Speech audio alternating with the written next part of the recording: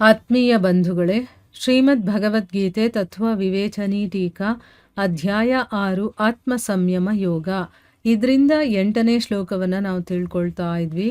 ಓದ ಭಾಗದಲ್ಲಿ ನಾವು ವಿಜಿತೇಂದ್ರಿಯ ಅಂದರೆ ಅರ್ಥ ಏನು ಅಂತ ತಿಳ್ಕೊಳ್ತಾ ಇದ್ವಿ. ಯಾರನ್ನ ವಿಜಿತೇಂದ್ರಿಯ ಅಂತಾರೆ ಅಂತಂದ್ಬಿಟ್ಟು, ಸೊ ಈ ಜಗತ್ತಿನಲ್ಲಿರುವಂಥ ಎಲ್ಲ ವಿಷಯಗಳನ್ನು ಮಾಯೆ ಮತ್ತು ಕ್ಷಣಿಕ ಅಂತ ತಿಳ್ಕೊಂಡಿರೋ ಕಾರಣ ಯಾರಿಗೆ ಯಾವುದೇ ವಿಷಯದಲ್ಲಿ ಸ್ವಲ್ಪ ಕೂಡ ಆಸಕ್ತಿನೇ ಇರೋದಿಲ್ವೋ, ಆಮೇಲೆ ಯಾರ ಇಂದ್ರಿಯಗಳು ವಿಷಯಗಳಲ್ಲಿ ಯಾವ ರುಚಿಯನ್ನು ಇಟ್ಕೊಳ್ಳದೆ ಅವೆಲ್ಲ ನಿವೃತ್ತಿಯನ್ನು ಪಡೆದಿರುತ್ತೋ, ಯಾಕೆಂದರೆ ಇದೆಲ್ಲನೂ ಶಾಶ್ವತ ಅಲ್ಲ ಅಂತಂದಮೇಲೆ ಇದರಲ್ಲಿ ನನಗೆ ಯಾವ ಆಸಕ್ತಿನೂ ಇರೋದಿಲ್ಲ ಅನ್ನೋ ರೀತಿ ಅದು ಇದ್ಬಿಟ್ಟಿರುತ್ತೆ.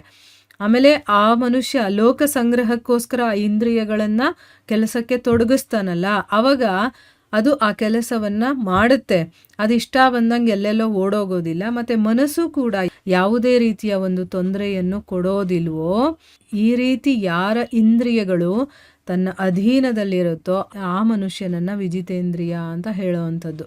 ತನ್ನ ಸ್ವಾರ್ಥಕ್ಕೋಸ್ಕರ ಅವನಿಗೆ ಏನೂ ಬಯಕೆಗಳಿರೋದಿಲ್ಲ. ಯಾಕಂದರೆ ಯಥಾರ್ಥ ಜ್ಞಾನ ಅವನಿಗೆ ಗೊತ್ತಾಗ್ಬಿಟ್ಟ ಮೇಲೆ ಅವನು ತಂದು ಅಂತ ಏನೂ ಇಟ್ಕೊಳ್ಳೋದಿಲ್ಲ, ಅದಕ್ಕೋಸ್ಕರ ಅವನು ಏನೂ ಪ್ರಯತ್ನ ಮಾಡೋದಿಲ್ಲ. ಹಾಗಾದರೆ ಅವನು ಸುಮ್ಮನೆ ಇರ್ತಾನ?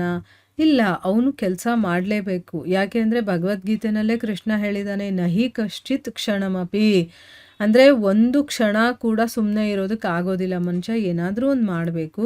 ಸೊ ತನಗೋಸ್ಕರ ಅಲ್ಲದೆ ಲೋಕ ಸಂಗ್ರಹಕ್ಕಾಗಿ ಅವನು ತನ್ನ ಇಂದ್ರಿಯಗಳನ್ನು ಉಪಯೋಗಿಸ್ತಾನೆ. ಆಗ ಅವು ಕೂಡ ಏನು ಗಲಾಟೆ ಮಾಡದೆ ನಾನು ಮಾಡ್ತೀನಿ ಅಂತ ಮಾಡ್ತವೆ. ಅದಿಷ್ಟ ಬಂದಂಗೆ ಓಡೋಗೋದಿಲ್ಲ. ಮನಸ್ಸು ಕೂಡ ತಾನು ಹೇಳ್ದಂಗೆ ಕೇಳುತ್ತೆ. ಈ ರೀತಿ ತನ್ನ ಇಂದ್ರಿಯಗಳನ್ನು ಯಾರು ವಶದಲ್ಲಿ ಇಟ್ಕೊಂಡಿರ್ತಾನೋ ಅವನನ್ನು ವಿಜಿತೇಂದ್ರಿಯ ಅಂತ ಹೇಳುವಂಥದ್ದು.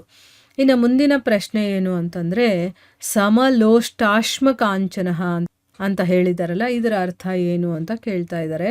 ಉತ್ತರ ಏನು ಅಂತಂದರೆ, ಕಲ್ಲು, ಮಣ್ಣು ಮತ್ತು ಚಿನ್ನ ಈ ರೀತಿಯ ಎಲ್ಲ ಪದಾರ್ಥಗಳಲ್ಲೂ ಕೂಡ ಪರಮಾತ್ಮ ಬುದ್ಧಿ ಅಂದ್ರೇನು, ಎಲ್ಲ ಭಗವಂತನೇ, ಎಲ್ಲದರಲ್ಲೂ ಭಗವಂತನೇ ಇರೋದು, ಎಲ್ಲವೂ ಭಗವಂತನೇ ಅನ್ನುವಂಥ ಒಂದು ಪರಮಾತ್ಮ ಬುದ್ಧಿ ಉಂಟಾಗಿರುವ ಕಾರಣದಿಂದ ಅವನಿಗೆ ಮೂರು ಸಮಾನವಾಗೇ ಕಾಣಿಸುತ್ತೆ. ಕಲ್ಲನ್ನು ನೋಡಿದ್ರು ಪರಮಾತ್ಮನೇ, ಮಣ್ಣನ್ನು ನೋಡಿದ್ರು ಪರಮಾತ್ಮನೇ, ಚಿನ್ನವನ್ನು ನೋಡಿದ್ರು ಪರಮಾತ್ಮನೇ. ನಾವೇನು ಮಾಡ್ತೀವಿ, ಅದಕ್ಕಿರುವಂಥ ಬೆಲೆಯ ಮೇಲೆ ಅದಕ್ಕೆ ಉನ್ನತ ಮಟ್ಟ, ಇದು ಕೆಳಮಟ್ಟದ್ದು ಅಂತ ಹೇಳ್ತೀವಿ. ಆದರೆ ಅಲ್ಲಿ ಭಗವಂತ ಅಂತ ಬಂದ್ಬಿಟ್ಟಾಗ ಮೂರು ಒಂದೇ ಅಂತ ಒಂದು ಸಮಾನ ಭಾವ ಅವನಲ್ಲಿರುತ್ತೆ. ಸೊ ಅವನು ಮೂರನ್ನು ಸಮಾನವಾಗಿ ನೋಡ್ತಾನೆ. ಯಾರು ಅಜ್ಞಾನಿಗಳ ಹಾಗೆ ಚಿನ್ನದಲ್ಲಿ ಆಸಕ್ತನಾಗೋದಿಲ್ವೋ, ಕಲ್ಲು ಮಣ್ಣು ಇಂಥದ್ರಲ್ಲಿ ದ್ವೇಷ ಇರೋದಿಲ್ವೋ, ಎಲ್ಲವನ್ನು ಒಂದೇ ಅಂತ ತಿಳಿತಾನೋ. ನೋಡಿ, ಈಗ ನಾವು ಚಿನ್ನಕ್ಕೆ ಎಷ್ಟು ಇಂಪಾರ್ಟೆನ್ಸ್ ಕೊಟ್ಟು ಇಟ್ಕೊಂಡಿದ್ದೀವಿ ಅಂದರೆ ನಾವೆಲ್ಲ ಅಜ್ಞಾನಿಗಳು ಅಂತ ಅರ್ಥ ಆಯಿತಾ. ಯಾವಾಗ ನಾವು ಚಿನ್ನವನ್ನು ಕಲ್ಲು ಮಣ್ಣನ್ನು ಒಂದೇ ಸಮಾನ ದೃಷ್ಟಿಯಿಂದ ನೋಡ್ತೀವೋ ಆಗ ನಾವು ಜ್ಞಾನಿಗಳು ಅಂತ ಅನ್ನಿಸ್ಕೊಳ್ತೀವಿ.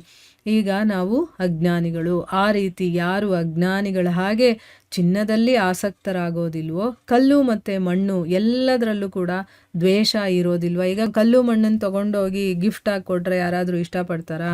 ಎಸಿತಾರೆ ಅಲ್ವಾ. ಅಯ್ಯೋ, ಕಲ್ಲು ಮಣ್ಣನ್ನು ಕೊಟ್ಟಿದ್ದಾನೆ, ಎಂಥವ್ರು ಇರ್ಬೋದು ಅವರು ಅಂತೆಲ್ಲ ಅಂದ್ಕೊಳ್ತಾರೆ. ಅದೇ ಚಿನ್ನ ತೊಗೊಂಡೋಗಿ ಕೊಟ್ಟಾಗ, ಅಯ್ಯೋ ಏನು ಚಿನ್ನ ಕೊಟ್ಬಿಟ್ಟಿದ್ದಾರೆ, ಇಷ್ಟು ಗ್ರಾಮ್ ಕೊಟ್ಟಿದ್ದಾರೆ, ಅಷ್ಟು ಗ್ರಾಮ್ ಕೊಟ್ಟಿದ್ದಾರೆ ಅಂತ ನಾವು ಯೋಚನೆ ಮಾಡ್ತೀವಲ್ವಾ.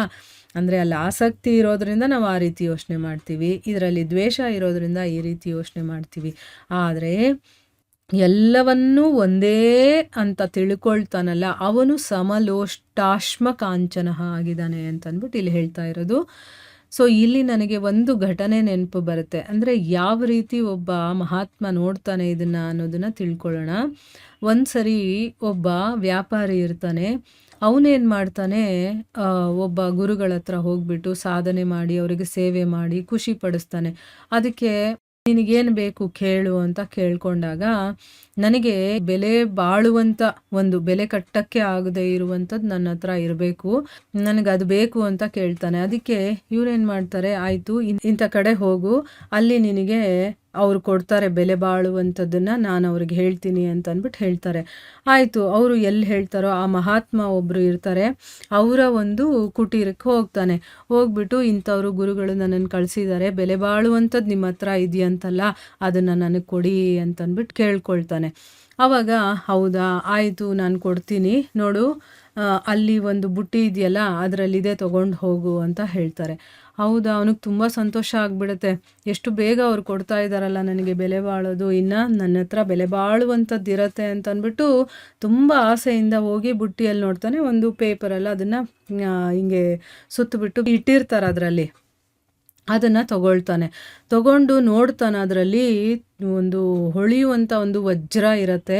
ಓ, ಈ ಜಗತ್ತಲ್ಲೇ ಇದು ಬೆಲೆ ಬಾಳುವಂಥದ್ದು ಅನಿಸುತ್ತೆ, ಅದಕ್ಕೆ ನನಗೆ ಕೊಟ್ಟಿದ್ದಾರೆ ಅಂತಂದ್ಬಿಟ್ಟು ತುಂಬ ಖುಷಿಯಾಗಿ ಅವ್ರಿಗೆ ನಮಸ್ಕಾರ ಮಾಡಿಕೊಂಡು ಅವನು ಹೋಗ್ತಾನೆ. ಹೋಗ್ತಾ ಹೋಗ್ತಾ ಹೋಗ್ತಾ ಅವನಿಗೆ ಮನಸ್ಸಲ್ಲಿ ಒಂದು ಯೋಚನೆ ಬರುತ್ತೆ. ಇಷ್ಟು ಬೆಲೆ ಬಾಳೋದಾಗಿದ್ದರೆ ಅದನ್ನು ಒಂದು ಕಸದ ಬುಟ್ಟಿಯಲ್ಲಿ ಹಾಕಿದಾರಲ್ಲ, ಯಾಕೆ? ಬೆಲೆ ಬಾಳೋದು ಅಂತಂದರೆ ಕಸದ ಬುಟ್ಟಿಯಲ್ಲಿರುತ್ತಾ? ಅದು ಒಂದು ಸುರಕ್ಷಿತವಾದಂಥ ಒಂದು ಜಾಗದಲ್ಲಿರಬೇಕಾಗಿತ್ತು. ಕಸದ ಬುಟ್ಟಿಯಲ್ಲಿ ಇಟ್ಟಿದ್ದಾರೆ ಅಂತಂದರೆ ಇದು ಬೆಲೆ ಬಾಳುವಂಥದ್ದಲ್ಲ. ಆ ಮಹಾತ್ಮರ ಹತ್ರ ಇನ್ನೇನೋ ಇದೆ ಬೆಲೆ ಬಾಳೋದು ಅಂತಂದ್ಬಿಟ್ಟು ಯೋಚನೆ ಮಾಡ್ತಾನೆ. ಅವನು ಮತ್ತೆ ವಾಪಸ್ ಬರ್ತಾನೆ. ಬಂದು ಹೇಳ್ತಾನೆ, ನಿಮ್ಮ ಹತ್ರ ಇದಕ್ಕಿಂತ ಬೆಲೆ ಬಾಳುವಂಥದ್ದು ಇದೆಯಾ ಅಂತಂದ್ಬಿಟ್ಟು. ಹೌದು ಅಂತ ಹೇಳ್ತಾನೆ. ಮತ್ತು ನೀವು ನನಗೆ ಇದನ್ನು ಕೊಟ್ಟಿದ್ದೀರ, ನನಗೆ ಇದಕ್ಕಿಂತ ಬೆಲೆ ಬಾಳುವಂಥದ್ದು ಬೇಕು ಅಂತಂದಾಗ, ಆಯಿತು ಇದನ್ನು ತೊಗೊಂಡೋಗಿ ನೀನು ಸಮುದ್ರದಲ್ಲಿ ಬಿಸಾಕಿ ಬಾ, ಆವಾಗ ಮಾತ್ರ ನಾನು ಅದನ್ನು ಕೊಡ್ತೀನಿ ಅಂತಂದ್ಬಿಟ್ಟು. ಆಗ ಅವನೇನು ಮಾಡ್ತಾನೆ, ಅದನ್ನು ತೊಗೊಂಡೋಗಿ ಅವ್ರು ಹೇಳ್ದಾಗೇ ಸಮುದ್ರದಲ್ಲಿ ಅಷ್ಟೊಂದು ಬೆಲೆ ಬಾಳೋದು ಅಂತ ಅವನು ಗೊತ್ತಿದ್ರೂ ಕೂಡ ಅದನ್ನು ಅವನು ಸಮುದ್ರಕ್ಕೆ ಎಸೆದು ಬರ್ತಾನೆ. ಆವಾಗ ಅವರು ಆ ಭಗವಂತನ ನಾಮ ಸ್ಮರಣೆ ಮಾಡೋದು, ಆ ಒಂದು ಮಂತ್ರವನ್ನು ಅವನಿಗೆ ಕೊಡ್ತಾರೆ. ಭಗವಂತನ ನಾಮಸ್ಮರಣೆಗಿಂತ ಬೆಲೆ ಬಾಳುವಂಥದ್ದು ಈ ಜಗತ್ತಲ್ಲಿ ಬೇರೆ ಯಾವುದೂ ಇಲ್ಲ ಅಂತ ಅವನಿಗೆ ಅದನ್ನು ಮನವರಿಕೆ ಮಾಡಿಕೊಡ್ತಾರೆ. ಯಾಕಂದರೆ ಅವನು ಯೋಚನೆ ಮಾಡಿದ್ನಲ್ಲ, ಇದಕ್ಕಿಂತ ಬೆಲೆ ಬಾಳುವಂಥದ್ದು ಅವ್ರ ಹತ್ರ ಇರಬೇಕು, ಇಲ್ಲ ಅಂತಂದರೆ ಅವರು ಅದನ್ನು ಕಸದ ಬುಟ್ಟಿಲಿ ಎಸಿತಾ ಇರಲಿಲ್ಲ ಅಂತಂದ್ಬಿಟ್ಟು ಗೊತ್ತಾಗಿ, ಆಯಿತು ಈಗ ಇವನು ಅದಕ್ಕೆ ಪಾತ್ರನಾಗಿದ್ದಾನೆ ಅಂತಂದ್ಬಿಟ್ಟು ಅವನಿಗೆ ಆ ಭಗವಂತನ ನಾಮದ ಮಹಿಮೆ ಏನು ಅಂತ ತಿಳಿಸಿ ಆ ನಾಮದ ಒಂದು ಮಂತ್ರವನ್ನು ಹೇಳ್ಕೊಡ್ತಾರೆ ಅವನಿಗೆ.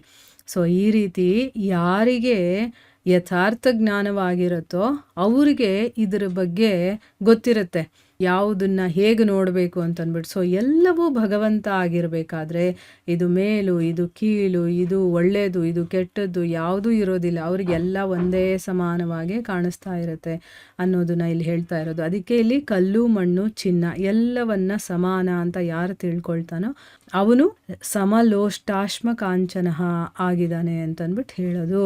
ಸೊ ಇಲ್ಲಿಗೆ ನಾವು ನಿಲ್ಲಿಸೋಣ. ಹರೇ ಕೃಷ್ಣ.